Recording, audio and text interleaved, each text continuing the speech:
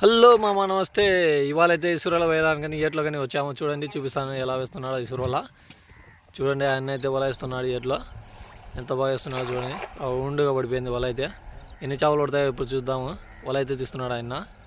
చేపలు చూద్దాం ఎన్ని పడ్డాయో. అదో పడ్డాయి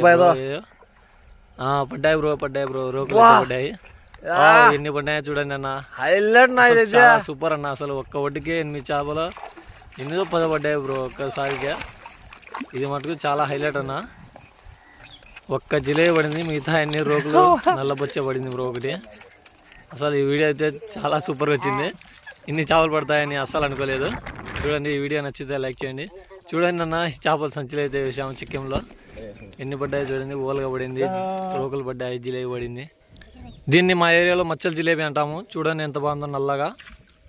ఈ వీడియో కనుక మీకు నచ్చితే లైక్ చేయండి, షేర్ చేయండి. మరిన్ని వీడియోస్ కోసం సబ్స్క్రైబ్ చేసుకోండి.